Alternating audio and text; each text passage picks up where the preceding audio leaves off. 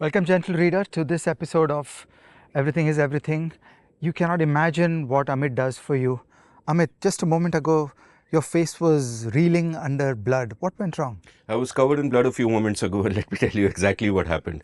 So, I woke up in the morning, as one tends to do, and I thought I have a shoot today. Now, I have always thought I have a face for audio, which is why the Seen and the Unseen audio podcast. But since I have started doing the show with you, Ajay, especially given how good looking and dashing you are, I thought I have to make some minimal effort to kind of make myself presentable. So, I started shaving. And I'm kind of absent minded. The mind is always wandering. The mind wandered. I cut myself on the lip. I thought, fine, shaving cut, it's not a problem. It'll stop in a moment, wash my face. Then my mind went somewhere else and I wasn't really thinking about my face or really looking into the mirror. And suddenly I find that there's a trail of blood from my face all the way down to my bare torso, as it were. Had my torso been a little more better developed, it would have been an exceptionally enticing scene, but it wasn't. It was just bloody. So I managed to kind of wash myself off, and then again and again I would do this because shaving cuts are superficial. They, stop bleeding really fast. And that didn't happen. It just kept coming, kept coming, kept coming. And I was like, man, we got to shoot. I don't care if I die, but we got to shoot. We got to get the shoot done. At which point, gentle reader, I met Ajay Shah outside, and Ajay Shah said, he put a scientific hat on, and he said, you know what, Amit, there is one thing that can solve this problem. Oxygen makes a blood clot. Do something. Stand in front of a fan. So I was like, will a hairdryer do? So he said, okay. So then I became perhaps the first person in history to, aim a hairdryer at his lips for a while. And I don't know if it helped. It's still kind of bleeding. But at this point, two huge thoughts struck me. Thought number one, just as this nation is regrettably too full of bleeding heart liberals, here you had a bleeding lip libertarian. Though I do not like labels, Pushpa, so we shall not go there. And my second thought was this, it's a more serious thought.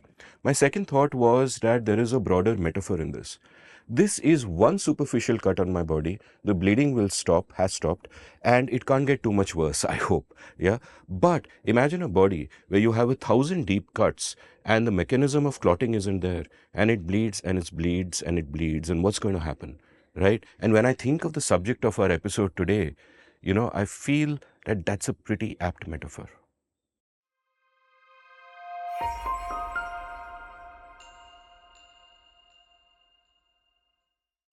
So, gentle reader, here's why we are doing this episode. Um, Last year, sometime in the middle of last year, I did an episode with the politician JP Narayan, the third of my episodes with him. He's a great man. And there's something he said that really surprised me. He said that there is one thing that keeps me up at night that I'm really worried about, and I think it is so big I cannot think about anything else. And that is our pensions crisis. Because what was happening was that there was something called the NPS, which was a new pension scheme, and there were moves afoot across the country in various states to replace it with the older pension scheme, the OPS. And I was like, scheme to hai, what's the big deal? I hadn't really heard any of these two terms before, NPS and OPS. And I didn't see what the problem could be. And he said, no, Amit, we are destroying our future generation if we go back to the OPS. It's a disastrous. So that got me thinking. And then later I bumped into you. And lo and behold, I find that you are actually one of the architects of the NPS, as it were, the new pension scheme back in the day. And one of our mutual friends, Renuka Sane, actually spent the last few years working on it, a more recent sort of person who's worked on the scheme. So we did an excellent episode, which, gentle reader, you can see on the screen right now, on pensions for the seen and the unseen. And it was a detailed kind of look at what was going on. And the timing was perfect because just at that time, the Congress in various states was trying to bring the OPS back. And we were like, the new pension scheme had actually been a bipartisan plan, as you had expounded upon in that Seen Unseen episode, and as you will do again today. And all parties agreed it was required. Now, why were we trying to get back? I didn't understand the politics behind it. But we did the episode anyway so that we can break it down, deconstruct it, and then people can make up their own mind and they can look at it and they can be informed. And why we are doing an episode again today is that the current government has just come out with something called the UPS, which actually looks at the NPS but does things to it which make it just like the OPS. And, an economist both of us respect enormously, in my mind, one of the finest economists in the world, said that this could lead to the greatest fiscal disaster that India has seen. right? These are big words, and therefore, because the YouTube audience is also kind of different from the the seen unseen audience, I thought that we have to do an episode on this where we don't just a lot of bickering about different policies becomes really partisan. Oh, BJP is doing this, must be bad or must be good, etc., etc. And the point is, I think all parties are wrong on this. The fundamental thinking is wrong on this. It was right once. All parties agreed once. Now it's gone the other way. And when I look at the bare facts that you put in front of me, I think that, oh my God, how could we be doing this to ourselves? This is indeed a big deal. So, thank you for doing this episode. That's what we're talking about today. Let's do it.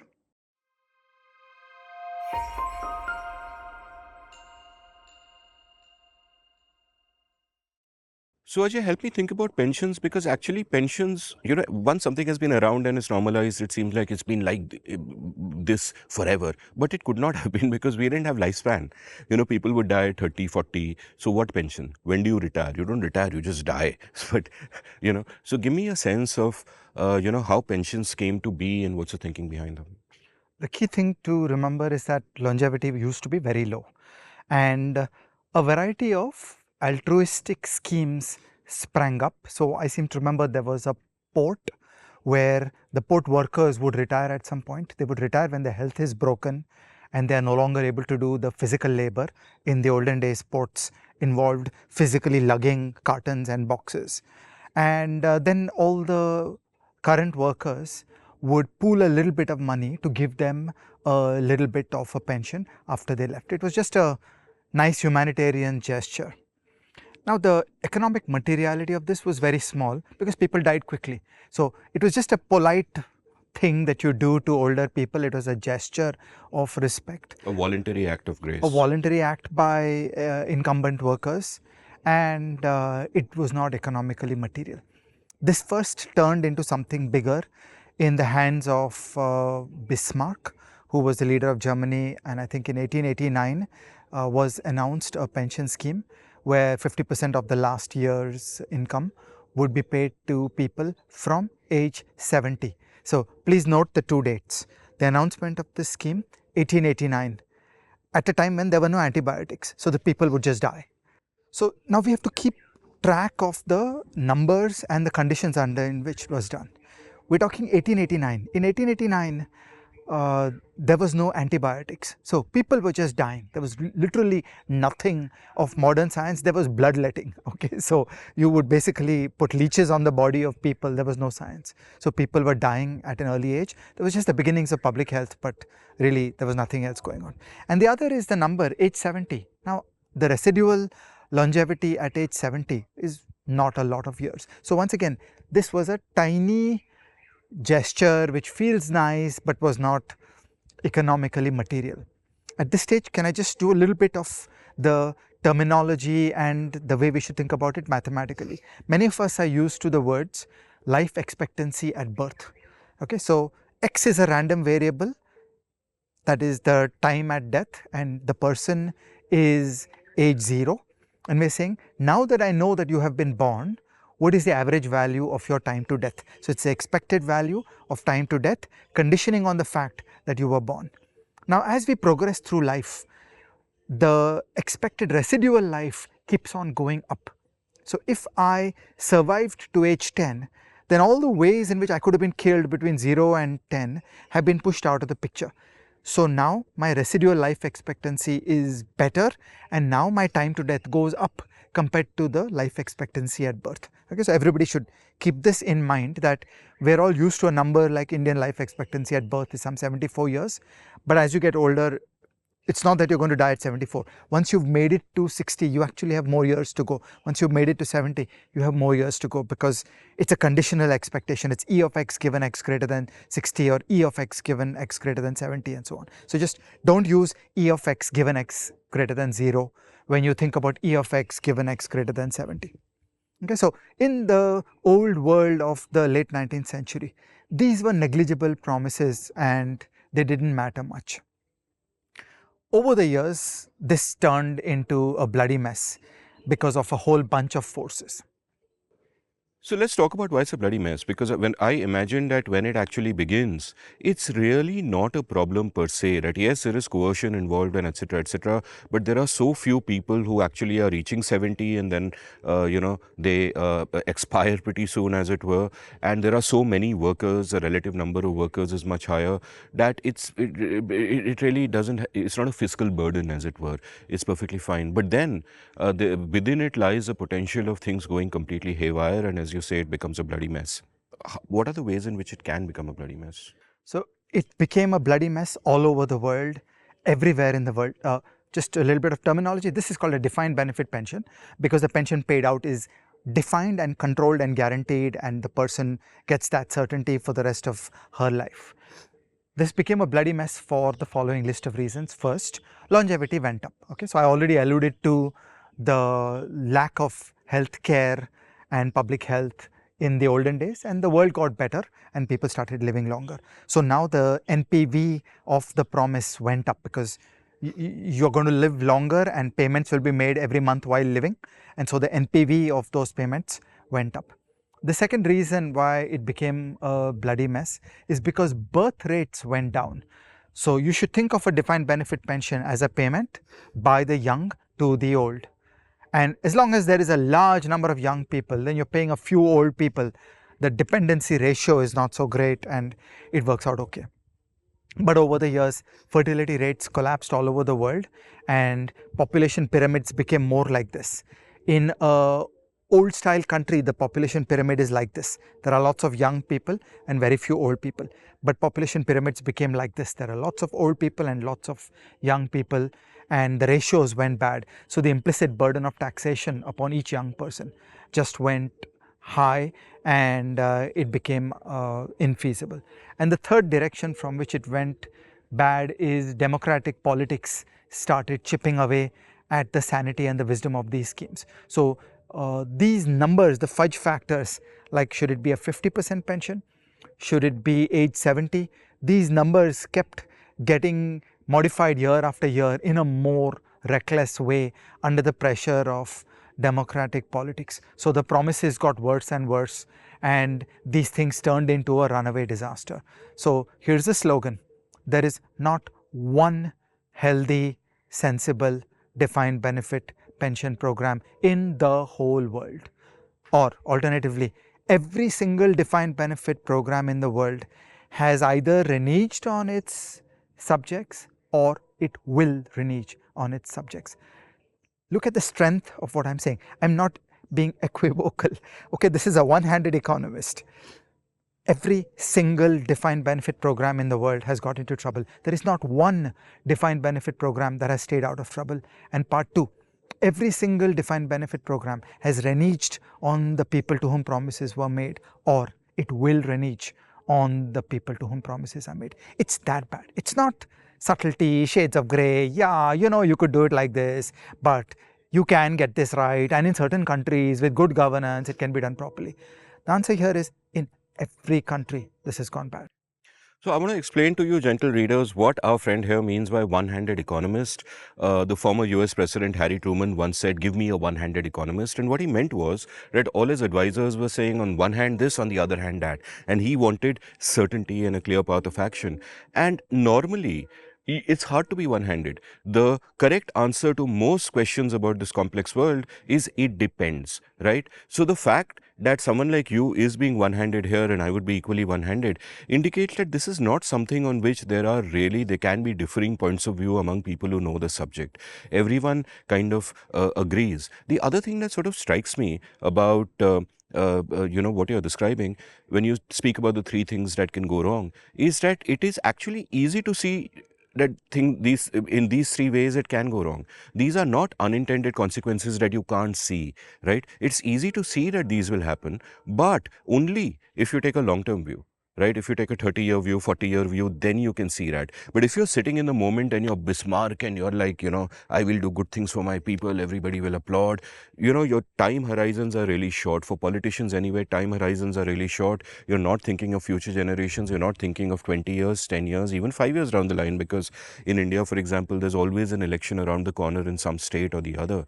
So that time horizon also, strikes me as a fundamental problem. So I want to add two things here. One is we had done an episode on population, and the main thing we said is that you should be surprised at how quickly the total fertility rate in India is crashing, and we have too few children in India today, contrary to what most people have been told in their childhood and in their school textbooks. There is no population problem in India today. There are too few kids in India today, and it's a looming threat upon India.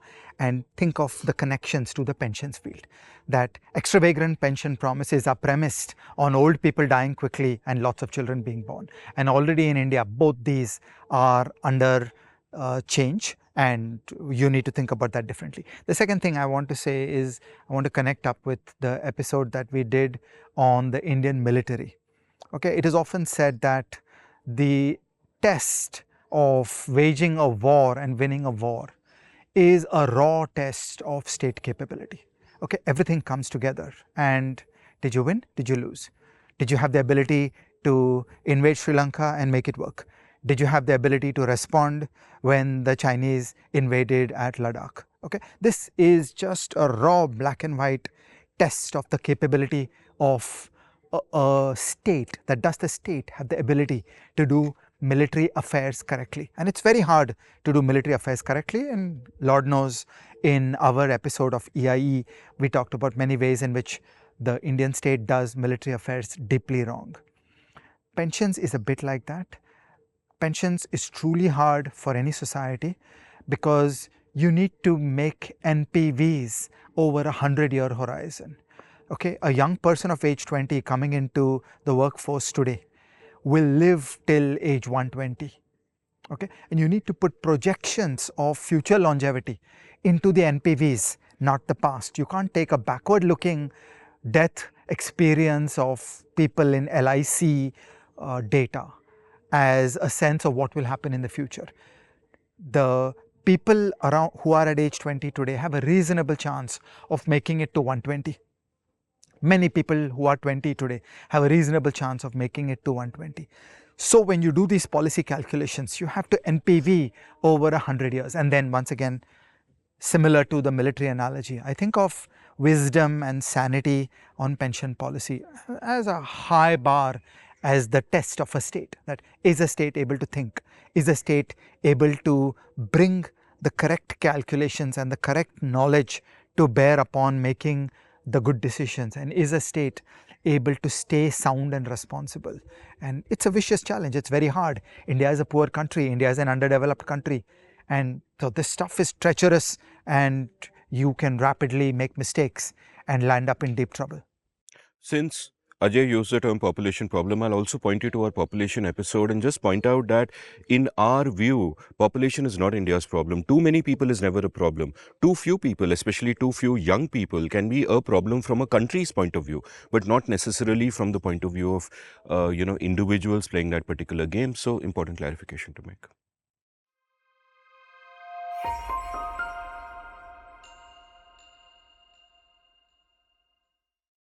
So Ajay, we've spoken about the things that can go wrong, a lot of which have to do with political incentives. Because if you're a politician in power, you want to show you care about the people. What could be better than promising your retired older people that we'll give you pensions for longer, we'll give you more pensions. Don't worry, it won't just be that small amount we initially promised, etc., etc. And it sounds great even to those who will pay for this because they don't know they're paying for this. Like typically the way we almost by default think of government is that there is an unlimited pool of money out there and usme se the government will spend, and we don't realize that, everything that the government does has a cost, both a moral cost in terms of the violence it imposes, but also a fiscal cost. That if you're paying a certain group of people, you're taking money from another group of people. Now, the Bismarck scheme, as you pointed out, had a defined benefit. It was a DB scheme, as it is called. And you had a large pool of workers from which a small amount of money for a limited period of time would go to a small pool of people. All those equations start changing, and pensions evolve in different directions where they are no longer DB, as it were. So, take me a bit through the evolution of pensions across the world. So first I want to do some classification of terms and concepts, and then you'll see the entire historical story fits in certain boxes. So terminology is very important, and let's establish terminology. At simplest is a nominal defined benefit pension, where I have 100 rupees of a wage today, I'm promised 50 as the pension, and that rupees 50 stays constant into the future regardless of everything else that happens to the economy. Okay, that is one level of pension. And when you price this, you make an NPV. So you've got 50 rupees being paid out every month and adjust it for the probability of dying, and you make that calculation and you get a certain valuation of that, and it comes out to certain numbers. Now the first dangerous leap that can be made is you will wear a bleeding heart and say that, oh, but inflation. So that 50 ain't what it used to be, and we need to inflation adjust the 50. So that is a inflation adjusted pension. Now this is way more expensive. Okay, it's a different level of cost altogether, because what you're promising is an escalating series of pension payments into the future which are indexed for inflation. So it sounds like a small thing, but it's like a doubling of the NPV. It's a different ball game altogether, and it becomes very hard to produce this. The third kind of pension is wage indexed pensions. Okay, so this is the idea that, imagine I retired at age 60 and my wage was low. Then over the next 20 years, the wages of the people working went up while my pension stayed fixed. But that is the cause of resentment and envy, that, oh, how can that be? So the workers start saying, no, my pension should go up in lockstep, not with the 50% of the wage that I was paid when I was 60, but 50% of the wage of a person who is working today. That's called a wage indexed pension. And this is astronomically expensive. This is just out of the world in terms of the NPV. So, very crudely, we'll come to the implementation details later. Using wise financial planning, there are ways to sort of achieve the nominal pension. You can do that reasonably well. You can kind of make some progress towards dealing with the problems of inflation, but less well than the 50% inflation indexed government guaranteed pension. A wage indexed pension is completely impossible. There is no fiscally prudent strategy through which a wage indexed pension can be achieved. Okay, so these are three rooms in the house.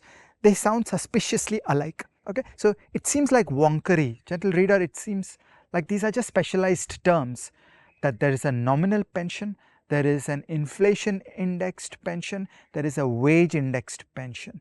But I just want to set off your antennae to think that these are chalk and cheese. These are completely different creatures.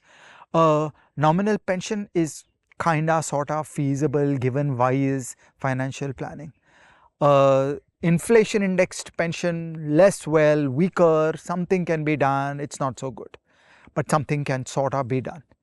A wage indexed pension, sorry, no, it cannot be done. It is completely infeasible. There does not exist a wise management strategy through which wage indexation can be obtained. And while these terms appear deceptively alike, we should just treat them as profoundly different. Okay, and in contrast to this whole defined benefits concept that somebody guarantees you a pension, is an alternative worldview which is called the defined contribution pension. In the defined contribution pension, there are no transfers from people to people. So there is no social insurance. Okay, this is like you're in charge of your life, I'm in charge of my life. Just like I'm not responsible for the chocolate that you get, and you are not responsible for my Casio watch, like that I'm not responsible for your pension, you are not responsible for my pension. Okay, so we individualize this, and then each person makes their own financial planning and their own decisions, and what is defined is that there will be certain contributions. So we will use state power to coerce people to put money away into a personal financial account, which is person's money. So the money that goes into my defined contribution account is my money, and there is no way you can get your claws on my money.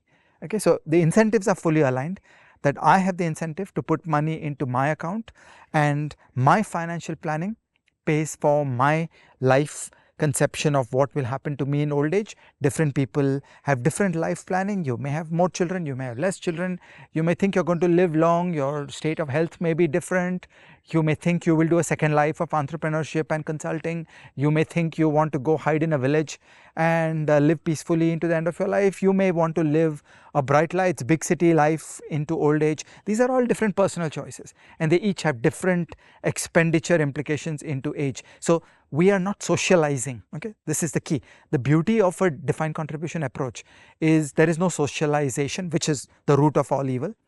It is personal. Each person makes their own planning, makes their own decisions, and all that's defined is how much money that goes in. State coercion is used to put money into a pension account. Beyond that, each person is free and each person is on her own. There is no social insurance. So that is the glory of the DC approach, that we get out of all the interpersonal class warfare, the fracturing of society as it were, because we come to each other's throats with organized class warfare, every Marxist's dream of creating class warfare in society by pitting the young against the old. That is what defined benefits gets us. So let me kind of think aloud through the evolution of all of this. First, like a broader philosophical point and then the implications of that.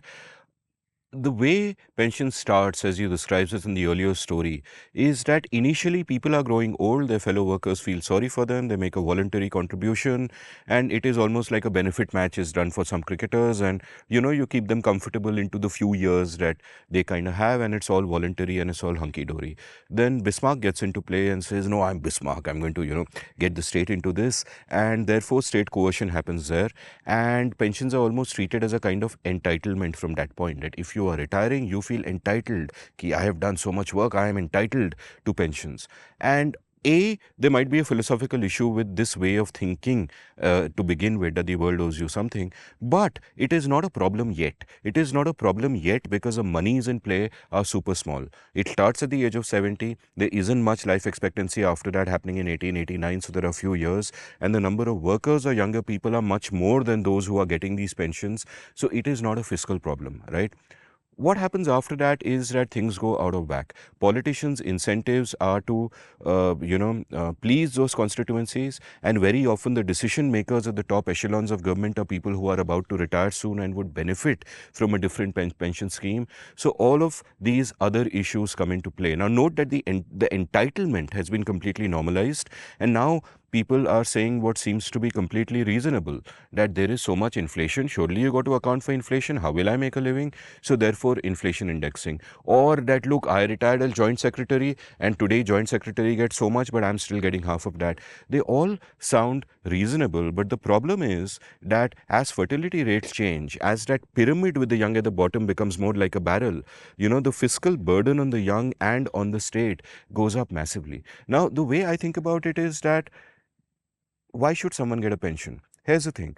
If I have an employment contract with a company, they put whatever damn clauses they want. That clause may include a pension, it may not. It is up to me whether I do that job or not. If it does include a pension and they overpromise, then they will be less competitive in a good free market and they will go out of business. So therefore, that keeps them in check. What happens with the state is there's no one to keep you in check. That you are, in our public choice episode, we spoke about Milton Friedman's famous matrix, which you see on the screen right now, that the state is spending other people's money on other people. So there is no sense of I have to be responsible for this. And effectively, a lot of the time you are borrowing from future generations, or you are just printing money, right? And if you are effectively printing money, that causes inflation, that is a tax on the poor. It is still a form of redistribution. Or you take from a future generation, but it is more unseen than seen. So this is kind of the picture where everything goes wrong. Now, what you have pointed out, and what I like about the defined contribution scheme that you mentioned, this way of looking at it,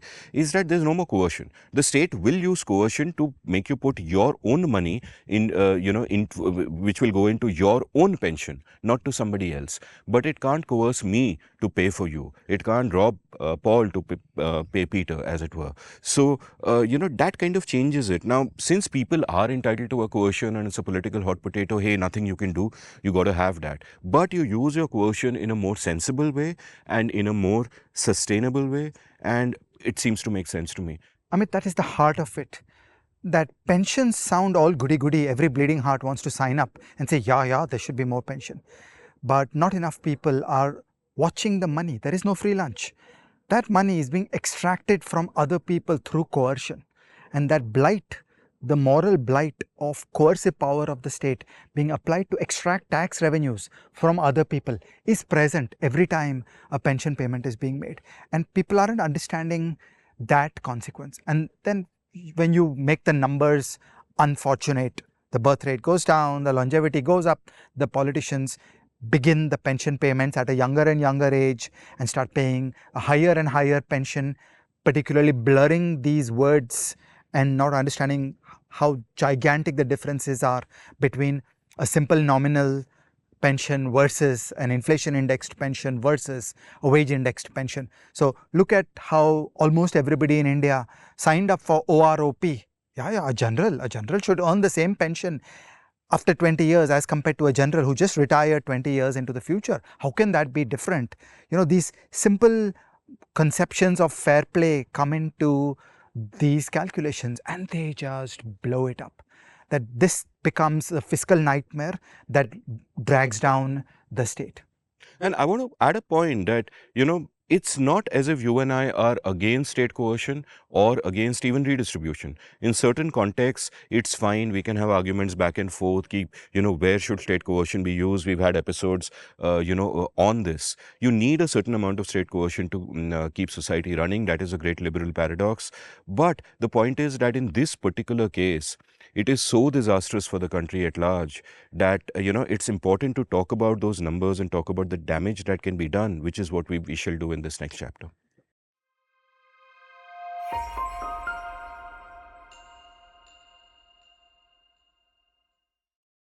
So, Ajay, bring me up to date on the India story. What happened in India when we speak of the old pension scheme, which went out in the early 2000s thanks to the work of people like yourself? What were the repercussions of that? What were the possibilities, the scary possibilities that lay ahead if we continued that way? The old pension scheme was a 50% defined benefit pension for civil servants. Civil servants are a tiny fraction of the Indian population, so it is very, very few people. And it had been in operation for many years and nobody particularly noticed it.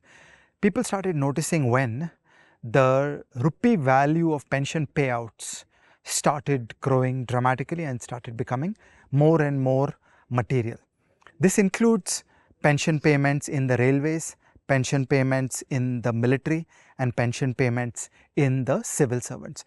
In all these three wings, we started seeing a dramatic surge in pension payments. And by the 90s, people started doing these simple extrapolations and they started realizing that, my God, this stuff cannot be afforded. Okay, so by the 90s, it started becoming clear that this stuff is a serious problem and it needs to be solved.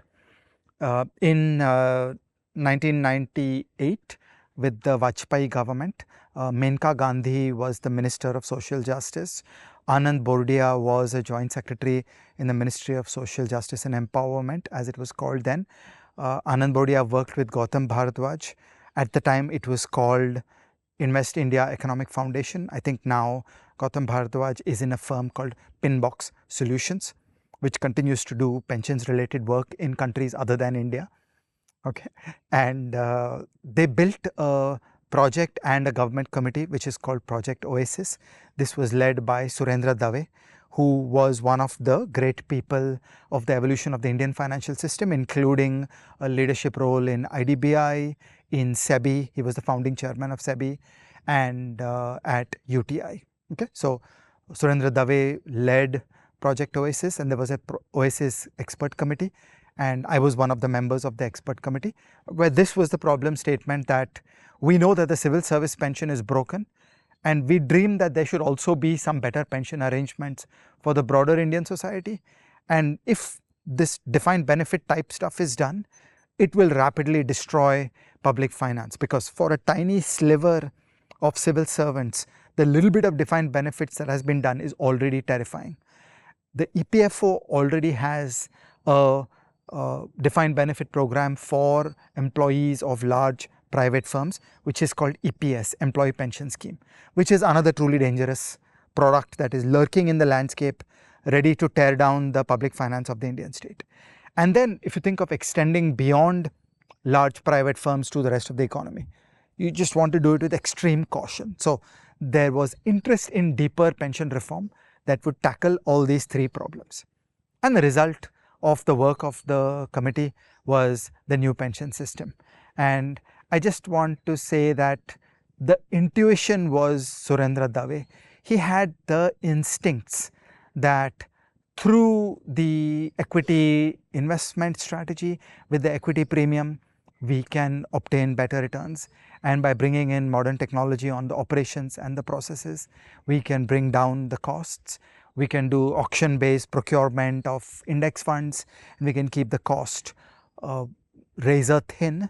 And through this, we can put together an attractive and meaningful pension system. So the intuition basically came from Surendra Dave, and many researchers, including myself, worked on translating it into a fully articulated design.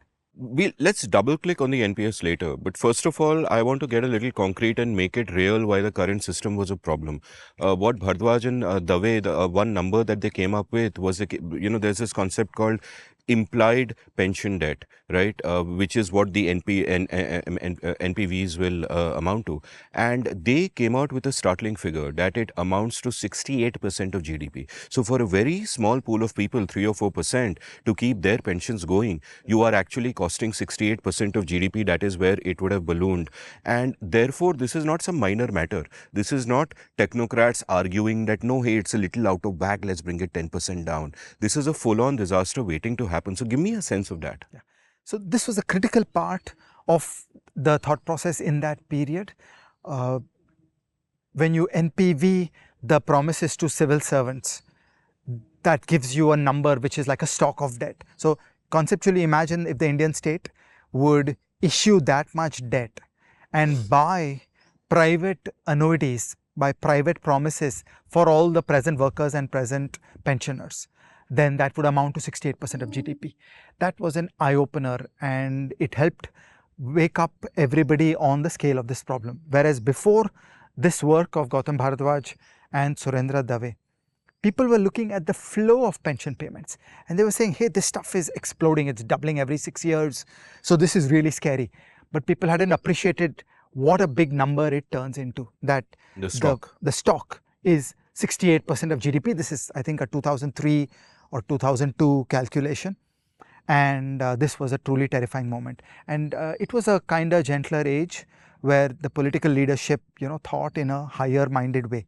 So this reasoning bubbled up into the conversations of Yashwant Sinha, of Jaswant Singh, of Advani, and of Vajpayee. Okay, so these were the big four of the NDA cabinet, and these were all cut from a different cloth. You don't get those kinds of politicians very often in history.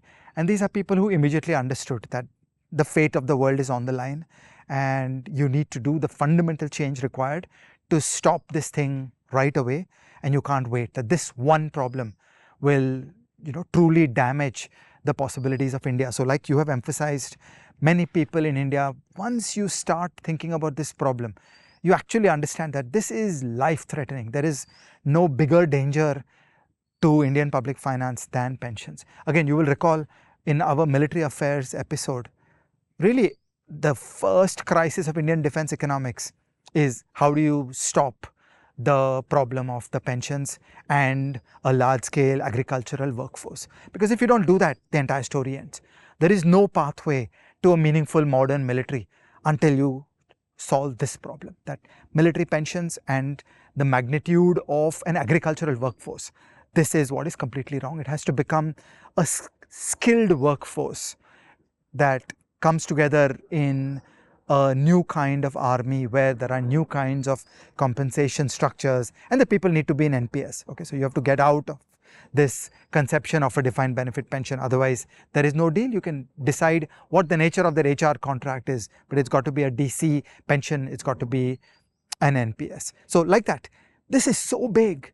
This one issue is make or break. So, gentle reader, if you think that it would be cool for the Indian state to have a mighty military, ponder this sentence, that a mighty military is made out of economics, and the first problem on the agenda of Indian military reform is solve this damn pensions mess.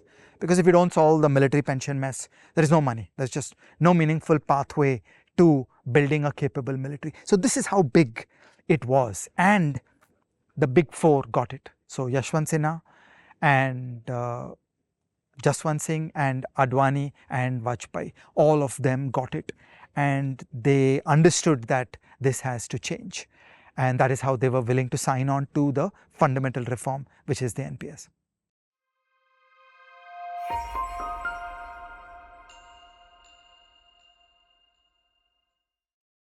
So something that I want to double click on in the next chapter is the politics of it, because when you first spoke about it in the Seen and the Unseen, my mind was blown. The fact that not only did the four people you mentioned get it, and I agree with you that they were great statesmen, we don't see the like of them again, but that in the next government there were two similarly great statesmen in Manmohan Singh and Chidambaram, and they got it too, and there was a bipartisan consensus, and that process interests me. But before we get there, I want you to break down in the simplest language possible for gentle readers and me, that what is the NPS? How does it change it? What is a miracle it does that you can still promise the same entitlements, but now suddenly it's not being coercively taken from somebody else, but is being generated from your own money. So give me a sense of the mechanism. I want to be cautious around the word entitlement, because there are no entitlements, but there is a high probability that your lifetime personal financial planning will go well. Okay, so as you know, I am an enthusiast in evangelizing good personal financial planning, and the essence of that secret is the power of equity investment, is the power of globally diversified equity investment. Okay, this is the closest you get to a free lunch, that equity investment delivers better returns. Globally diversified equity investments deliver half the risk compared to equity investments in India, and the right way to do it is index funds.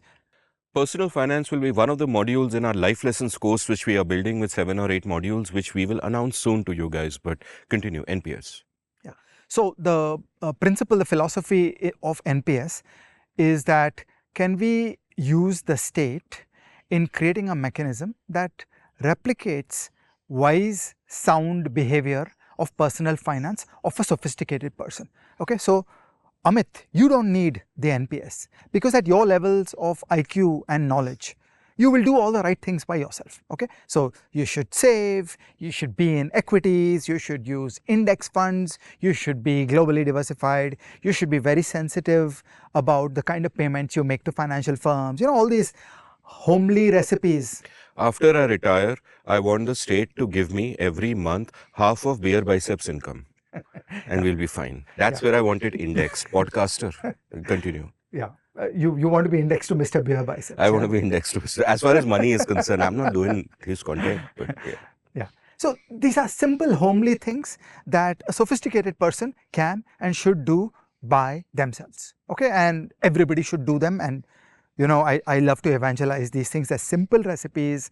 They're basically a frugal approach where you emphasize thrift and self-help and take care of yourself, and you can do very well with personal financial planning. It's not an insuperable or a daunting task, but many civil servants may not do that, either because of failures of knowledge or because they choose to be reckless. And the argument that has been made is that in every country, there is the threat of lurid social media coverage. Oh, this person was a secretary to government and now she's sitting by the gates of the Bangalore metro begging for a free idli sambar. Okay, and then there will be a public outrage that, oh, government should take care of their own civil servants. If they can't take care of their civil servants, how will they take care of us? Okay, now we would disagree with every step of these premises. But the thing is that if you're a wise policymaker, you do need to sandbag against these kinds of events and these kind of scenarios. And that is the case for a formal pension system where certain basics are done in a coercive way that forces people to establish certain savings and do certain things right. So what is the NPS? Step 1, the NPS is a coercive system where the government forces money out of the pocket of the civil servant into a pension, into an individual pension account. I just want to point out here that when you say it is a coercive system, actually all these systems are coercive. There's nothing voluntary. So we don't really need to say it. Of all these systems, they're all coercive. This is the least bad. This is the least bad because it's me, my money, it's my money being kept in an account for me.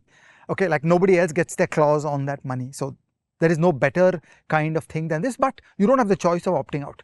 Sorry, you're a civil servant, you will pay. By the way, alongside this, Vajpayee also announced a 10% wage hike. So wages went up from 100 to 110 and out of that 20 was taken out and put into the pension account. Okay, so every month rupees 20 goes into the person's pension account. He's getting 90 instead of 100, but 20 bucks is going into the personal pension account. This was Vajpayee's political calculation that, you know, this is fair, that this is a good deal, that a person is actually nicely building up personal pension wealth and they're getting a 10% wage cut and they no longer have the old DB promise. This was pure political judgment of Vajpayee.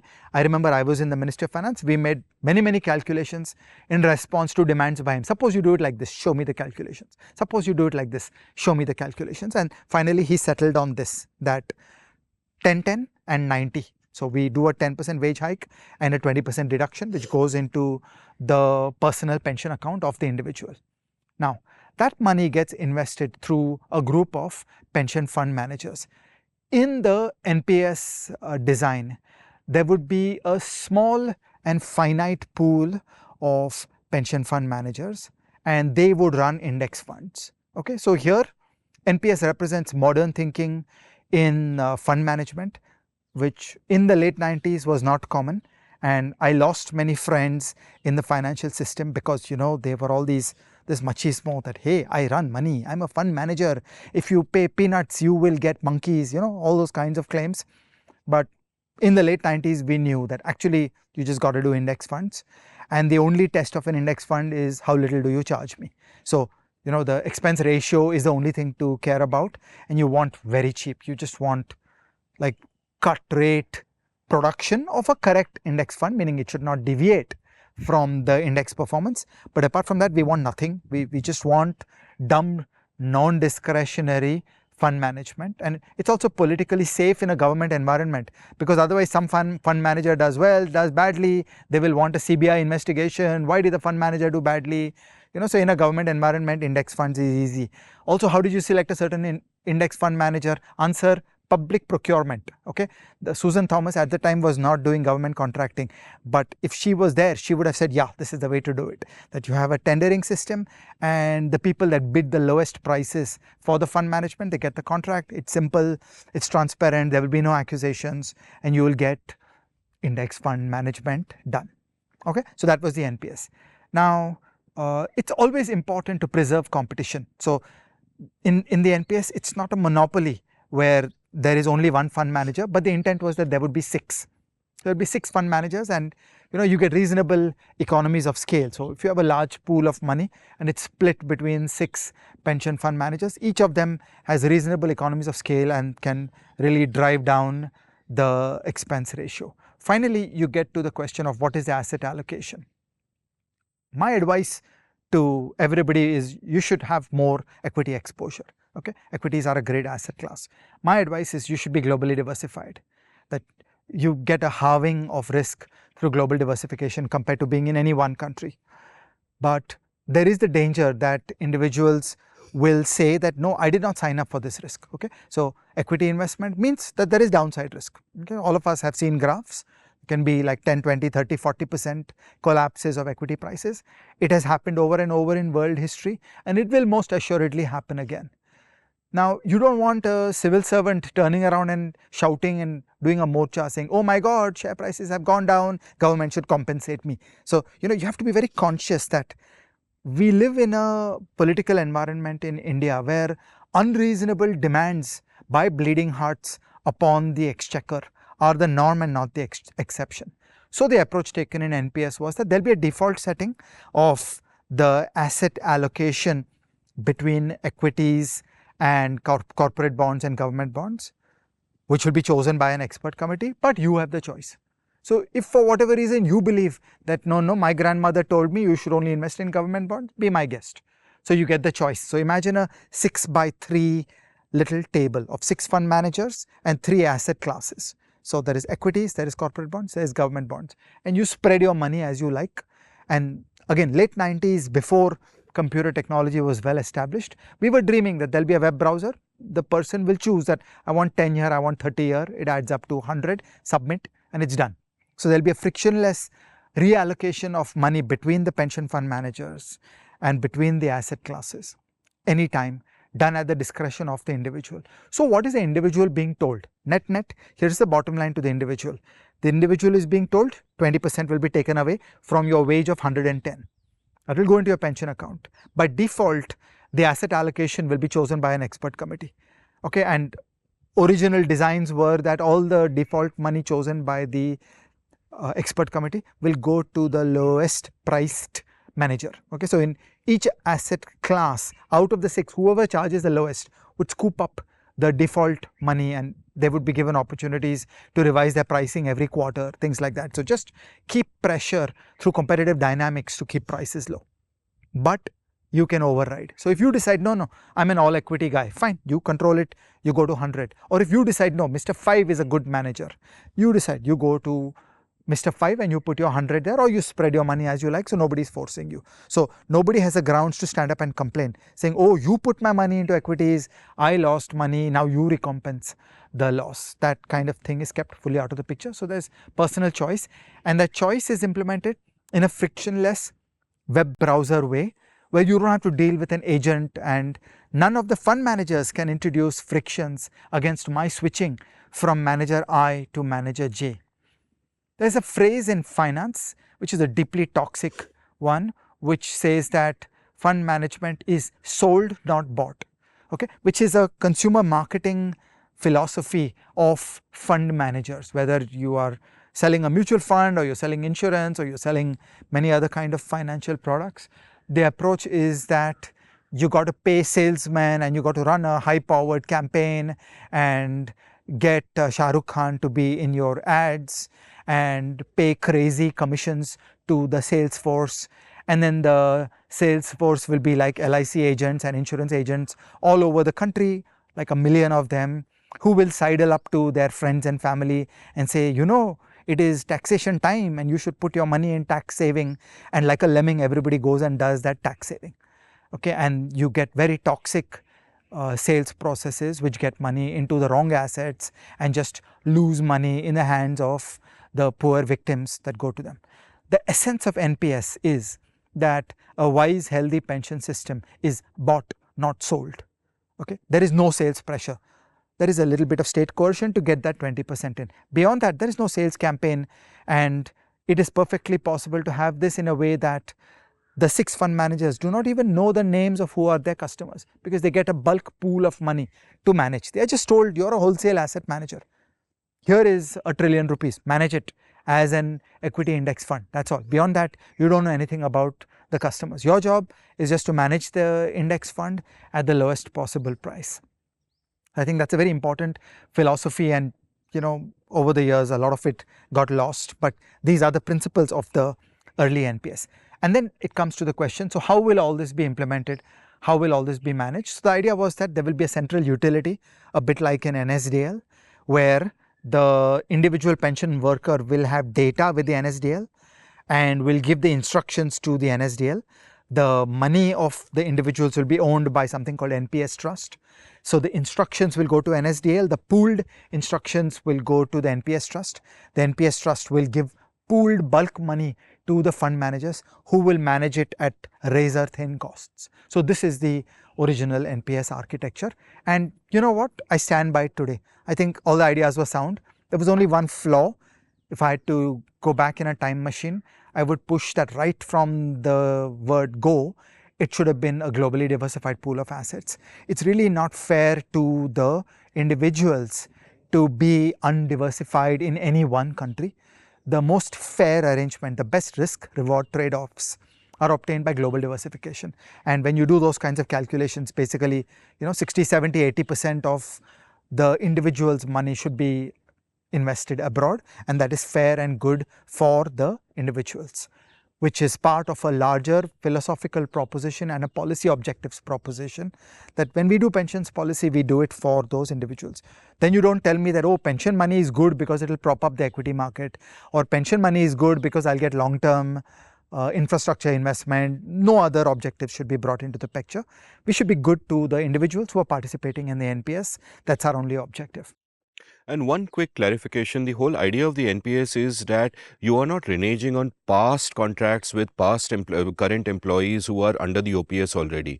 They continue under that. This is for newer people who are joining the civil services, where they know from the start that this is a game. So this was the decisions of Vajpayee, Advani, Jaswant Singh, Yashwant Sinha, that we will not tamper with the promised benefits to anybody who was hired 1 month ago, because 1 month ago when they got in, they got a certain legal treatment.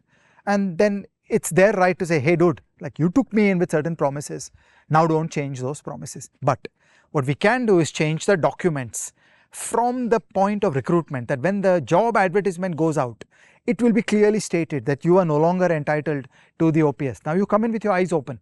If you don't like it, please don't join the government. Okay, so new people are put into the new arrangement, and that's entirely fair. So we're not harming the interests of anybody.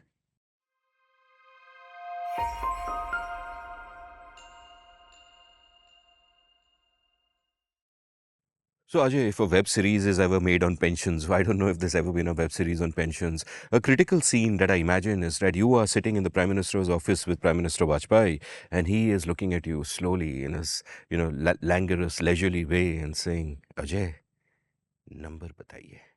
And as you do your projections, no. But what I loved about the story when you related it to me earlier in the past, on the seen and the unseen and offline, is how this was a bipartisan thing, in the sense that it was designed under one government, which was the NDA government, but then they don't implement it because they know there's going to be elections, and they'll, as a matter of grace, you leave it for whoever is in power. If it's us, great. Otherwise, the next people. And the next people are, it's UPA, it's Manmohan Singh and Chidambaram, and they say that, hey, this makes fantastic sense. I don't care if Vajpayee approves and Jaswant approves and you guys did it together.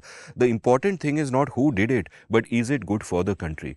So what I want you to do in this chapter is take me through the politics of all of this. Like, what is happening behind the scenes? How does all of it kind of get through? Because it almost makes me feel nostalgic, even though I wasn't there. It's not my memory to be nostalgic about, but I still feel nostalgic ki, yeah, there was a time where there was a certain decorum, there was a certain mutual respect among parties, that you had individuals like this. I feel nostalgic.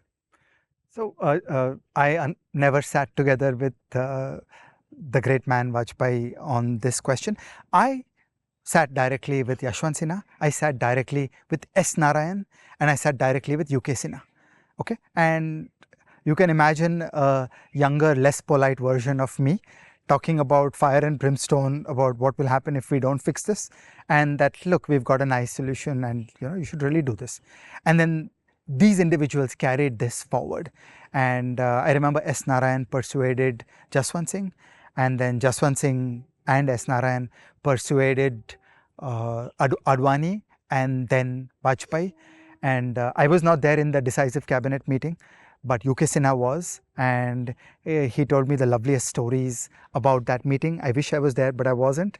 And I remember Vajpayee heard various people, the to and fro of a cabinet meeting. Okay, that was an age when cabinet meetings actually mattered. And the big four were in favor of this reform. There were many individuals in the cabinet who did not. And Vajpayee, so I have attended meetings with Vajpayee, and he had a way of either appearing to be asleep or actually being asleep in meetings. Okay, and you could never tell, but he was a wise man and he understood a lot about what was going on. So UK Sinha told me the story that it almost looked like his eyes were closed and he was taking in the debate, and at the end of that he ruled. He said, "Ye to karna hi hai." Okay, so I want to put up "Ye to karna hi hai" as the slogan for every dreamer, every reformer, every do-gooder in the country, that you have to bite the bullet and you have to do these things. So that was like phase one, where it was being done, and then we got to and I think his signature on file was 12th of December 2002. Okay, so that is the date on which the decision was taken that 1 Jan 2004 onwards, all new employees of government will be put into the new pension system. Okay, so note the dates.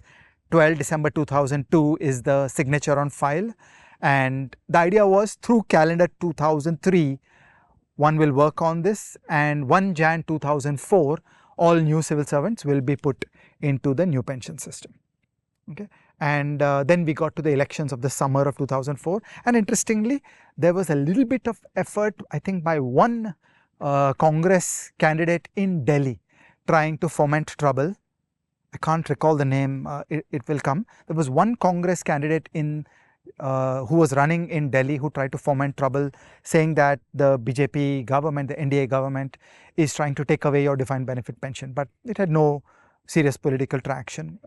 New people joining the government were quite fine. To get a government job, yeah, we've switched from an old pension system to a new pension system. And by the way, the NPS has some deeply satisfying features, which is every month when my 20% is deposited into the pension account, I get an SMS saying, "Dear sir, X money belonging to you has now been deposited into your account. Your personal pension wealth now stands at Y." Okay, and it's very satisfying. Over the years, that number just remorselessly goes up, and over the years you start seeing significant numbers showing up, as it is with all systematic saving, that if you will save every month, it adds up, and over time it starts turning into impressive and plausible looking numbers saying, yeah, this is gonna work for me. Then came the elections of May 2004. On the 17th of May 2004, there was a stock market crisis because some CPM ministers shot their mouths off, some CPM politicians shot their mouths off about how they were going to tear the house down. And in my opinion, I have a causal claim that that crisis helped Sonia Gandhi make the great decisions of Manmohan Singh and P. Chidambaram and Monte Ahluwalia and C. Rangarajan as the team that fell into place, and immediately I think that reassured everybody that, look, these are sound people, they're going to do a good job. This is the dream team of the people that had been leading the reforms all along, so we're in good hands, and the stock market rapidly lost its jitters. But the question remained that this is a big decision by the UPA, by the NDA government, and are we really sure that we want to take this through? And this was examined from scratch by the new UPA government, and there are two stories that I always like to tell about this period. There was one little meeting where Vivek Debroy organized for Rahul Gandhi and a bunch of young Congress MPs to spend a half day with me at the Rajiv Gandhi Institute to just discuss this threadbare. And I did that, and they were interested and they asked all kinds of detailed questions, and I explained the whole story to them to the best of my ability. And the other was that there was a rebellion by the insurance companies saying, we don't want no stinking pension fund managers, we don't want no stinking index funds, or whatever it is you want by way of funds, we, the insurance industry, will do it. Okay, so they didn't want anything new to happen. They said, oh, but pensions is insurance and it should just be insurance companies. And actually this is core, that in the mind of an insurance company, pensions will turn into something defined benefit, because it is an insurance step that you take a stock of money at age 60 or 65 or 70 or whatever, and you turn it into a monthly payment until death. That production can only be done by an insurance company, and that readily slips into a defined benefit pension running all your life. So it is important to draw lines, and it is safer and healthier for a country to say no, keep insurance companies out of this, keep the insurance regulator out of this. In the main body of the life, from age 20 till retirement, which in any reasonable world ought to be 65 or 70 or whatever. From age 20 onwards, you're just accumulating assets. It's just fund management. It is not insurance. There is no actuarial calculations in it. It is a person's money. If she dies, the money is inherited by her next of kin. There is no insurance in it at all. There is no social insurance going on. There's no pooling. There's no your money goes to me. It is only at the end that people choose that do you want to take a stock of money and turn it into a predictable monthly payment. That is an insurance step, and only that should be with insurance companies. Okay, so I used to argue all these kinds of things, but there was a little rebellion by insurance companies saying no, this should be ours. And I remember Chidambaram organized a meeting with 14 CEOs of insurance companies, and I was told to shut up, that you are not going to speak in this meeting. You're welcome to attend, but measly junior people like you are not here to debate. Gentle reader, this person here who looks like an elder statesman was once a firebrand revolutionary, right? You haven't seen that side of him. And at the head of the table were Chidambaram and Surendra Dave. So 14 pension fund managers each got to say their piece about arguing about why, oh, this is pensions, this is just insurance, this is what we do for a living, we know how to do it, we'll produce it, and there's nothing to it, why do you want to create something new? And yeah, you want index funds, we'll do index funds, but you know what, little bit of guarantees can also be done. We're insurance, we know how to do guarantees. Okay, so that was the kind of pitch that they made. And at the end, Chidambaram turned to Dave and said, do you want to respond? And in my opinion, Surendra Dave just did the most masterly 15-minute rebuttal of all that. And it's like my heart was in my mouth because, I was just terrified at all the things that were going on. But Dave's response was absolutely masterly, and nobody said anything. Chidambaram and Dave left. They went and discussed a little more. And later in the day, we were informed, boss has decided we're doing NPS. So that was an example of how the entire design of the NPS that had been hatched under the NDA was inherited by the UPA, and they were going through. Then they hit a problem that Chidambaram was keen on having a formal law that grounded the NPS in something that is more irrevocable and created a little bit of a regulatory capability at the PFRDA. I want to say I was a callow youth then, and I did not understand laws. Okay, so I was at the table in all the meetings around the PFRDA law. UK Sinha led it, and he was very gracious. He always invited me to the meetings. When I look back, I just think what a dummkopf I was, that I didn't understand laws. I didn't know what these things mean. I didn't know why they matter.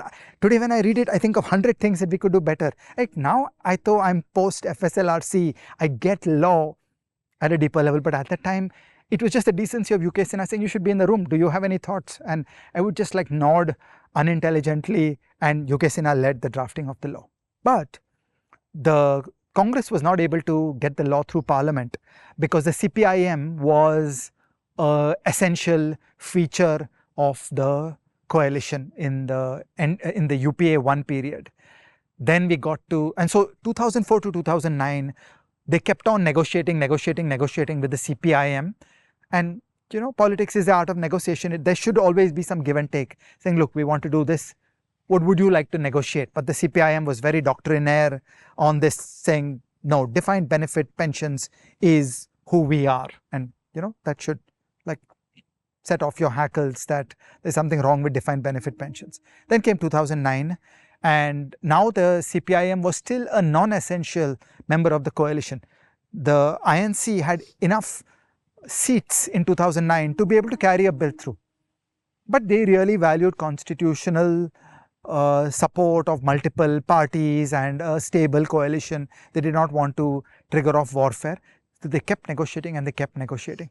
Finally, only in 2013, they gave up on any prospect of support of the CPIM, and the law went through in 2013.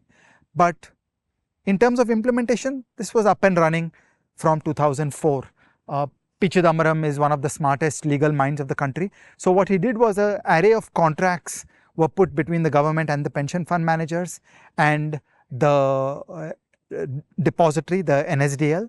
so that effectively they accepted a burden of regulation through private contract, saying if you want to be the record keeping agency for pensions, here is the contract. In the contract, you have to agree to an inspection, you have to agree to reveal information. So what would be done in the bill as a regulatory arrangement was done through private contract, saying if you will not give me that kind of my overcoming principal agent problems against you, then I will not make you my fund manager.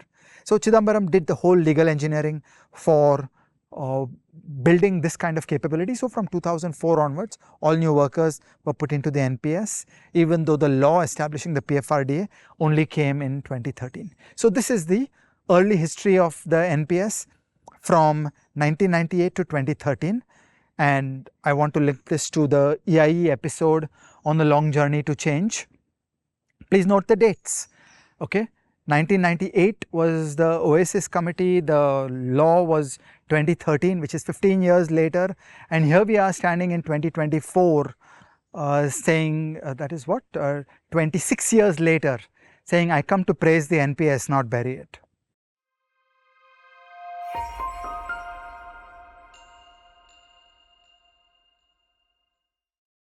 So Ajay, that was a fascinating story you tell us, and gentle readers, if you want to learn more about what happens within government, what happens behind the scenes, what are cabinet meetings like, I recommend this 8-hour episode I did with our friend KP Krishnan, absolute masterpiece into working of the state. And I say masterpiece not because I did the episode, but Krishnan is just such a great mind and has done so many remarkable years of public service. So 8-hour episode, amazing stories in that, amazing. So check that out.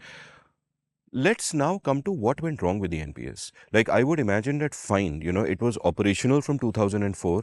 2013, the law actually happened, but, through all of these private contracts and all of these Jugaru ways, Chidambaram had kind of made it work anyway. It was already in motion, and you would imagine everything is fine now. Because if the investments are going as planned, the people who are part of the NPA will actually be pretty happy, because I would imagine they would be just putting your money in an index fund, just that alone would make them way more money than, your regular defined pensions, so to say. So what went wrong? Okay, so first I want to talk in terms of process, about how the human and institutional arrangements went wrong, and then I'll talk about the events, about the things that went wrong.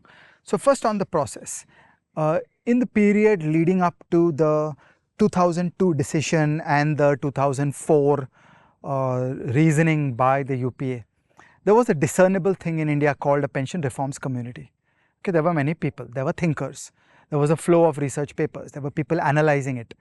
There was a process of persuasion. Okay, so it is quite remarkable that there was a broad-based consensus that yeah, the old pension system is broken and that it needs to be replaced, and that replacement is called the NPS, and this works well and it's going to work well. And there was a flow of newspapers and seminars and conferences and research papers. And there was a large pension reforms community. There was an intellectual ferment around this field. That is how things happen. Okay, so there is a conception on the part of some people who have a theory of change that you're supposed to sidle up to some policy maker and whisper in their ears and suddenly things will happen. And this is just a lack of understanding on how genuine change happens. If you are whispering in the ears of a joint secretary, you will end up doing a few tiny things in collaboration with the joint secretary that already fit the mainline Overton window of what the joint secretary is seeing.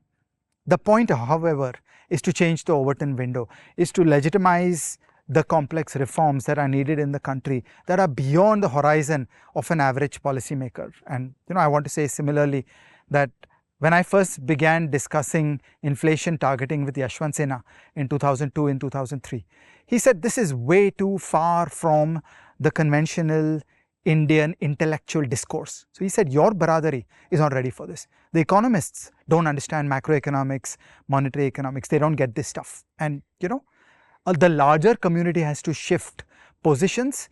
Then who am I? I'm a mere finance minister. I can only follow, I can't lead. There needs to be a broader process of persuading the larger community, and the intellectual consensus has to shift. The economists of India have to sign on saying, yeah, we need inflation targeting. And as an aside, it did get done. Okay, so that's how in 2015 we got to inflation targeting. But in 2002 and 2003, we were not ready for that. I think we should do an episode on inflation targeting. Well, you're not a very good actor. We are doing an episode on inflation targeting. It will come out in 3 weeks' time. We'll lead up to there gradually. But yeah, I mean, that's again 13 years, the long road to change. Yeah. So in similar fashion, an entire community grew up around the pension reforms, and there was a broad intellectual consensus when government announcements were made. They got applause, they were supported, and people understood this stuff. Now in hindsight, the biggest tragedy was that that community disbanded. That, okay, we're done. We got the NPS announcements, the turbulent years of the big four of the NDA cabinet and the early decisions of the UPA, and then you think that, okay, it's done. In hindsight, that was like really bad. It was really wrong. That for anything to work in this country, you need a sustained Indian intellectual community that will take interest in issues, that will stay on top of the questions, that will keep arguing, keep debating, keep problem solving, and that is the only way things will get done.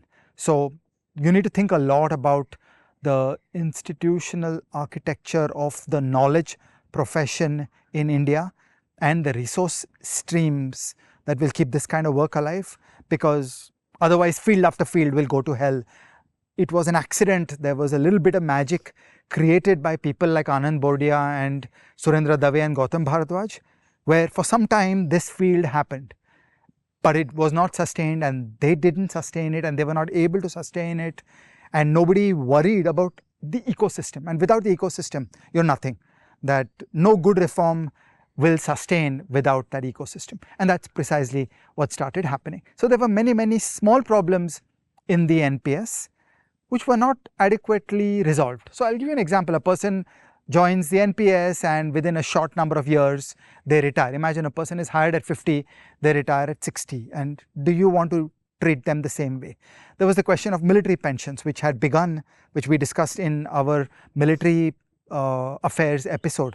The discussions with military pensions had begun, but because the community fell apart and there was the lack of continuity in the ideas, the military thing just kind of got dropped, and then it turned into something far more vicious with OROP, and that actually went to hell. There were many, many small mistakes which needed to be fixed, which needed to be resolved. The pension reformers needed to go back to the critics of the NPS saying, we agree this is wrong, we'll fix it, but that wasn't done. One important flaw was that there was just constantly not enough equity exposure. When you go back to thinking 1104 and you think of equity rates of return over the last 20 years, they are just absolutely astounding. But it was the failure of nerve and thinking and philosophy by the civil servants who made all these decisions, that they just did a little bit of an equity juice, an equity kicker, and they never really went deeper into equity exposure. Again, equity exposure is an intellectual product. There needed to be more people thinking, reasoning, writing papers, doing a counterfactual, saying, see, if you had done equity exposure, then you would have done so much better. You are making a mistake by not putting in enough money in the equity market. That entire intellectual community and a public discourse around pensions went away. So then you were down to just some civil servants, and in the Indian state, these things go badly. So these decisions were not being made correctly, and the NPS was not working out as well as it should have. Problems were not rebutted, problems were not solved, there was not enough equity exposure, the returns were good but not that great. And then in one or two states, the discontent by young civil servants started saying, oh, I know when I was recruited, I was told upfront, fair and square, that I'll be given new pension system, but you know what, I want the old pension system, and no matter what was originally said to me, I want the same promises that were given to the earlier folk. And again, these needed to be solved, these needed to be diffused. So I remember once, as an example, the government of Karnataka informally requested me to come spend a day with the trade unions in Karnataka, and I did that. And it's a matter of effort, it's a matter of talking, engaging, showing calculations and overcoming these problems. But there was no community, and you were down to the normal civil servants. One more little piece was that the work of pension reforms moved out from the DEA from KP Krishnan to the DFS, And so there was also a loss of institutional memory. And a lot of the people who had done this stuff earlier were no longer doing it with the DFS. So, we at NIPFP had a good umbilical to the DEA, but we had no formal working arrangement with the DFS or with the PFRDA, and PFRDA had no intellectual organizations working with them. So all this was just a loss of momentum, and the early frictions and the early difficulties were not resolved. And then people got angrier and angrier. And it is the want of entitled civil servants to demand more for themselves, to organize themselves, to do union bazi. And then it is the want of various political characters to step forth and say, okay, I will be at the front of your parade. And then things got worse and worse, and they started going to hell. And then in one state after another, we started seeing some reverse moves to the OPS. I just want to say that any state which says that I will go back from the NPS to the OPS should know, and they do know, that legally all the contributions made by those workers are sitting in some kind of limbo. They're sitting in an NPS account, and the state doesn't have access to that money because it's the individual's money. Okay, so the money sitting in your name in the NPS account is your private property. And last I heard, it was not yet easy for governments in India to expropriate our private property. I mean, I know they can do it, but it is still hard for the Indian state to expropriate an individual. So for the states, it is just an unmitigated disaster when a state announces that we will go back to OPS. Finally, one little fiscal reasoning in this field. By its very design, the NPS reform involved a one generation problem, that for one generation governments are paying double. They are paying the old, that is the people drawing a pension, and they are paying that 10% higher salary for the young. Okay, and this was done by design, that there will be a transition generation where you will pay twice. And in about a generation, in about 25 years, it starts kicking and it starts getting good. So conceptually, you had to hang in there from 2004 to 2024. Okay, you had to hang in there for 25 years to 2029, and then you would start seeing the large fiscal gains. From 2029, it would start looking material, and it would be a fiscal benefit to the state governments and the union government. The trouble is, what was needed was public finance research capability and pensions research capability, where people would be doing these implicit pension debt type calculations and showing simulations with new pension system, with DC, without DC, how does pensions work. But instead, the pension reforms teams basically disbanded by 2004. So there was nobody left, and the field was just vacant. Nobody was discussing, nobody was talking, nobody was calculating, and the public finance community in India did not pick up the ball and make these calculations.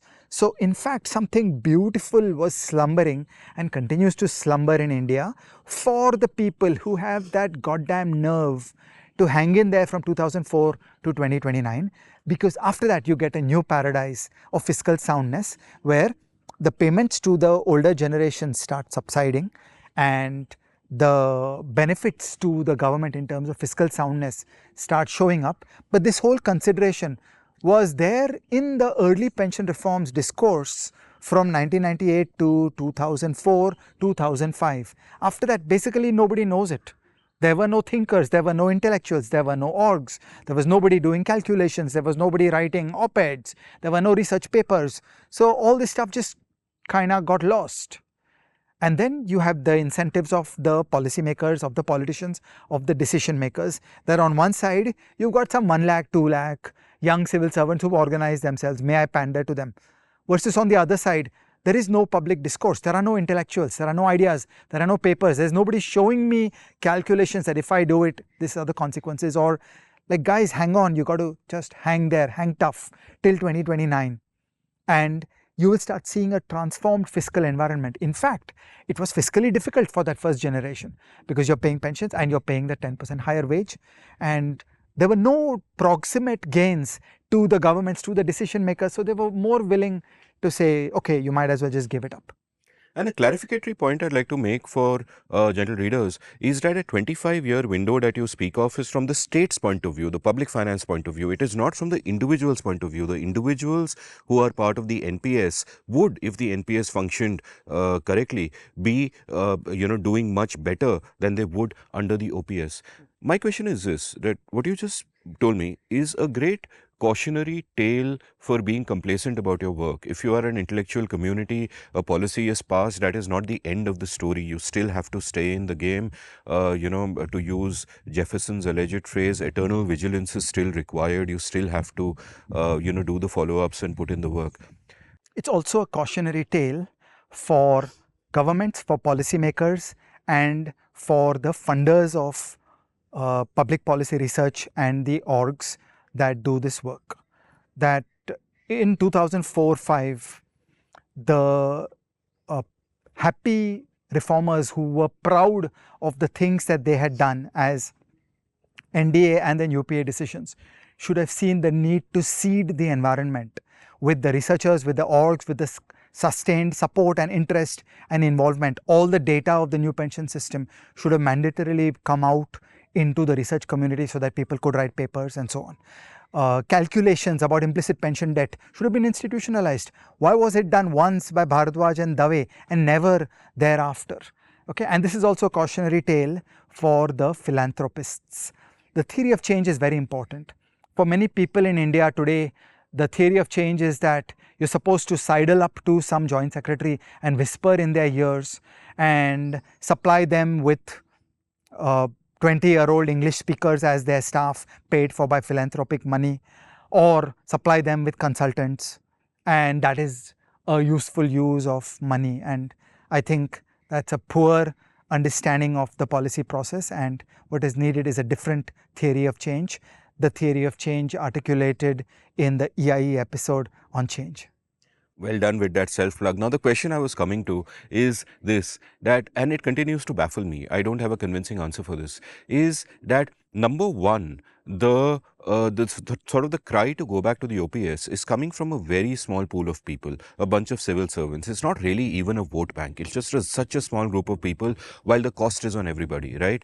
And yet what we have seen in recent times is that politicians who should know better, who do know better, are actually pandering to them. Like, what made me really mad, especially in the light of the stories you told me about the Congress going and demanding in state after state that they go back to the OPS, is that they are doing this despite the fact that they know that it is bad for the country. They are deliberately doing something that is bad for the country, even though they know it. As you pointed out, you spent time with Rahul Gandhi all those years ago and explained this to him.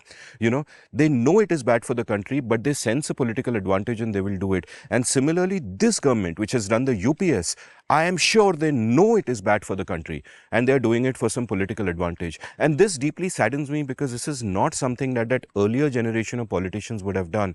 So firstly, I can understand that, you can have a particular class of politicians in the government and in the opposition who are functionally sociopaths. They don't really care. They just do what they have to do for votes, what they feel will work. But what I don't understand, the second part of the puzzle, is that why do they feel it is politically advantageous? It's just a small group of civil servants. It's not even a cohesive vote bank. Why? How did it become an issue in the first place? You have to think in terms of the incentives of the leadership. On one hand, the leadership sees I can get, 300,000, 500,000 younger civil servants who may be happy, bracket, I think mistakenly so. I don't think it's in the interest of those workers, and they are likely to come to grief at future dates because governments have again and again reneged on defined benefit promises all over the world. So reneging on pension systems by governments is not an obscure thing. It has happened over and over by first world governments. So this is not a great promise to have. And there's literally no option here. If that stock is 68% of GDP, you're going to have to you're going to renege. have to renege. Yeah. But part two, where in the intellectual ecosystem is there the countervailing force? Okay, policymakers respond to incentives. On one hand, there is some small pool that has some misguided ideas. On the other hand, who is there in the country? Okay, you need people in this country who are thinking, who are writing. A country can only be as good as its intellectuals, and The thinking and the writing and the persuasion that the intellectual class does is what is the countervailing force on bad policies, on bad decisions. So when the intellectual community walked out of this field and stopped thinking, writing, working, so it's a very telling comment on India that there was only one Bhardwaj and Dave paper. Never since in the entire Indian history from 2003 or 2004 did anybody feel moved to do that calculation. Why did Karnataka state government not do its own calculation of an implicit pension debt and so on?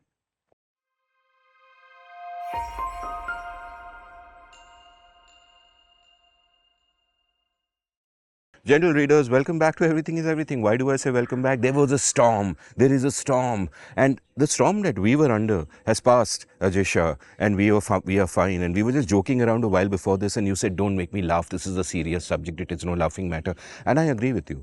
I think the UPS is one of those storms which is not going to pass easily. It's a complete mess, and you don't have to take our word for it or think politics, but just think of the principles and the numbers that we've shared and go with that.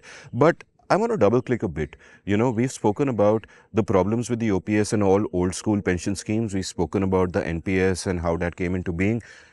Tell me about the UPS. There are some parts of the announcements which are what I would characterize as solving some of the pre-existing problems of NPS, which should have been done, which is correct. So, all good. The biggie is the nature of the guarantees that have been rolled in. So in a way, we are back to certain kinds of defined benefits. And as we've shown so many arguments, this is something to be truly worried about. So in this, I want to say a few things. The first is that we don't know a lot of the detail. We don't know how this is going to work. We have something that sounds like a press release. We don't have the full details of how it will work. It says that there will be a 50% guarantee. So you are in an NPS-like system, that there is an asset, there is a fund. It's not fully unfunded. It's not just taking money from the exchequer. It's not unfunded. There is a pension fund system.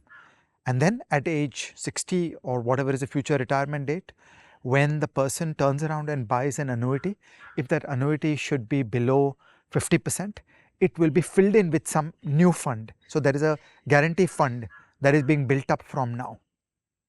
Now, I have one paper on these kinds of guarantees.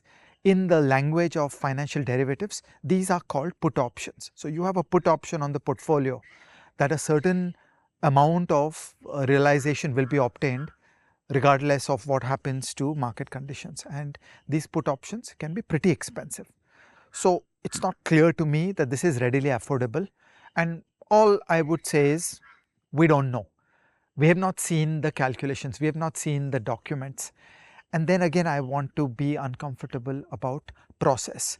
As we've described, pension planning by governments can involve very large sums of money, 50% of GDP, 100% of GDP. In the United States, the implicit pension debt is 200% of GDP.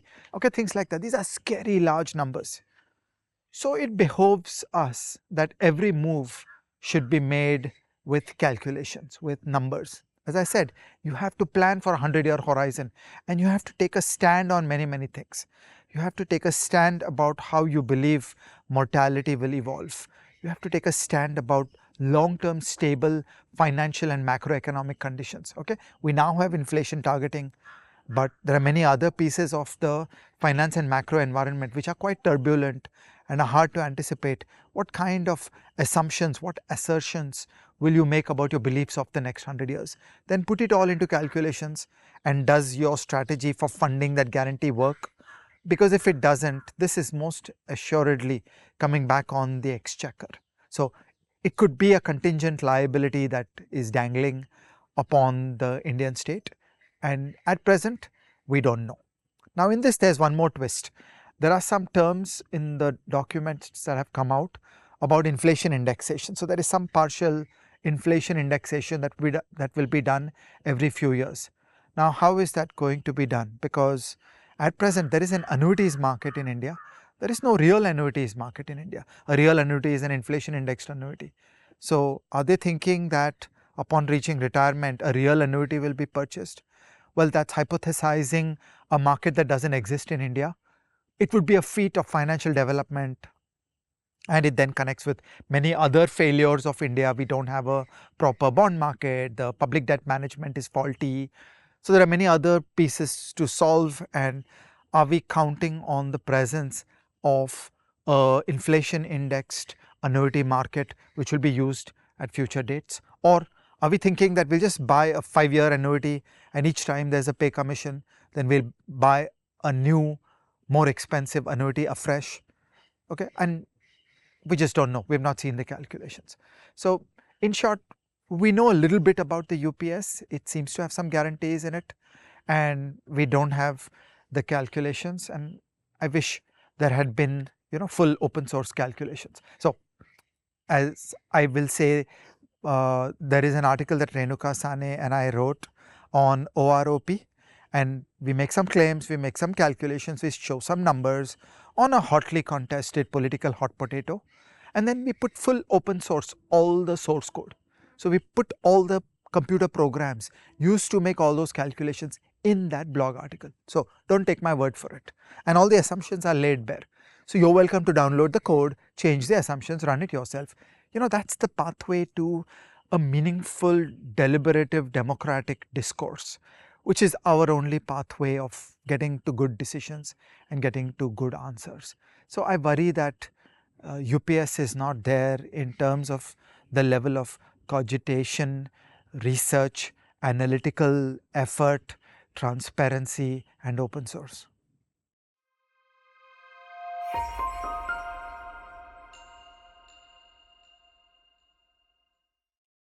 So Amit, we are almost at the end. I just want to ruminate a little more about how should this experience change our mind about some other aspects of public policy in India. Now, we've already discussed in a previous chapter about the process that we lost our researchers, we lost our research orgs, we lost the flow of calculations. The tragedy of India is that Bhardwaj and Dave 2003 is the last article that did an implicit pension debt calculation. And my contention, my theory of change is that if there had been an active pensions community which was doing these calculations all the time, that was thinking, that was writing, that was analyzing Karnataka and Kerala and Tamil Nadu and Punjab, then everywhere better decisions would have been made. We weighed a small political problem of a frankly tiny number of voters who are civil servants against a non-existent intellectual discourse. Then yeah, which way will politicians go? It is only ideas, it is only intellectualism that can protect the public discourse. But I also want to generalize to a different theme, the concepts of structural reforms versus parametric reforms. In parametric reforms, we hold a basic edifice intact and twiddle with some dials. In structural reform, we create a clean engine, and that engine suffers from a lack of those kinds of dials, so it is likely to work better. The real importance of NPS is that NPS was a structural reform. There are no fudge factors. There's nothing. It's your own money. It's sitting in an account. Okay, you'll do well, you'll do badly. You'll decide whether I want to be in equity assets or not. There was really only one big decision left, which was not done, which is to broaden away from an India-centric approach to an internationally diversified approach. Other than that, there were no fudge factors. On a day-to-day basis, a politician, an official, and remember, by now the civil servants who started in 2004 have 20 years experience. So they're starting to command clout in political economy. So public choice theory, they're going to make decisions that suit themselves. So a structural reform should result in a clean transformation where it can't be messed up. Whereas in a parametric reform, we are fiddling dials on a knob, and in conventional political economy, many things will go wrong. And this sheds light on many other aspects of public policy where we should be cautious. Okay, so consider NREGS. In the early 1990s, we were promised by very wise and good people that NREGS was self-adjusting, self-targeting, self-liquidating. Self-liquidating because per capita GDP in India would go up and nobody would want to work for 100 rupees a day, and NREGS would vanish. The graph of number of people in NREGS would go away. What happened in reality? The payment per day for NREGS just kept going up, and so NREGS is a lived reality for us. Every day it is there, it is distorting the labor market every day. Similarly, consider healthcare. Okay, so one should be super cautious about any government involvement in healthcare. Many healthcare people have some notions that in India there should be something like a universal healthcare system built by the government or operated by the government.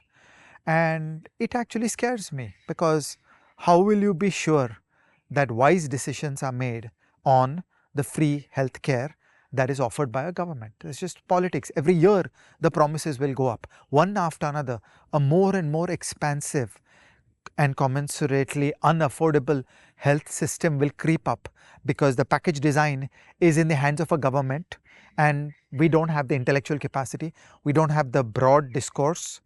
Okay, as Bruce Springsteen says, well, man, the poets around here don't write nothing at all. They just stand by and let it all be. So, there is nobody shaping this other than a process of political economy and going after one vote bank after another. Then these things will go very wrong. And, we shouldn't even get started on things that have many knobs and where some government will fiddle with the knobs. You may think today these guys are good and sensible, or many times people think I am the bloke that will be there turning the knobs. Yeah, but you'll be there for 2 years or 5 years. After that, what? You'll just be down to normal capabilities of the Indian state. And so you will get from the NPS reform of the late 90s and early 2000s to where we are today. Ajay Shah, I've just realized something horrifying. That, for the last 60 something episodes, you've spoken about the Indian state, you've spoken about this policy, you've spoken about that policy. But actually, what you're doing under the guise of talking about these important things is giving me life advice for how to live my life. Let me explain. You spoke about structural reforms and parametric reforms, right? And my thinking is that this is a wonderful frame to apply to one's own life, right? Little things will go wrong with our life, we won't feel satisfied. And what will we do? We will twiddle with the dial. We'll do a parametric reform. ठीक है, भाई को diabetes हो गया, he will say कि अरे I will take this and this medicine and I will walk in my parking lot for half an hour every day, as if that solves the problem. You don't need a parametric reform, my friend. You need a structural reform in what you eat and how you eat. And we have an episode on diabetes which talks just about that, how I reversed mine. So at the rate I have fallen off the wagon in terms of food, I might well get it back, but ठीक है, चलता रहेगा, वो मेरा और diabetes का रिश्ता. But no, but it really works. So in a similar sense, I think we should think in terms of structural reforms to our own lives. We do parametric reforms कि अरे कुछ लिखना है, oh okay, I'll make a block of time, I'll go for a weekend to so and so, I'll lock myself in a room and I'll write. No, boss. That's a piecemeal thing that you're doing. That is changing the price of the MSP and the qualification and all that. It doesn't do anything. You need structural reform to build daily habits, so you don't do a series of sprints once in a while in your dreadful unfitness, but you run every day, so a marathon becomes easy for you. How we spend our days is how we spend our lives, as Annie Dillard once said. So so that's a great lesson of this for me, and and a lesson I think for all our readers. I want you to stop, like, don't stop this, keep it playing till it's over, but I want you to stop after that and think for a while, what is wrong with my life? Like, not me, you ask yourself that, what is wrong with my life? What can I do about it? Is it a structural reform or a parametric reform, right? We talk here about reforming the state. I tell the reader, reform thyself.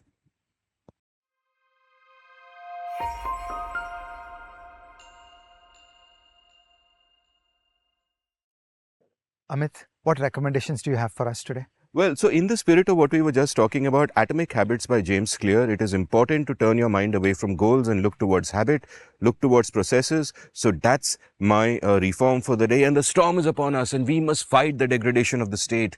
Goodbye, gentle reader. We will see you soon. Chalo.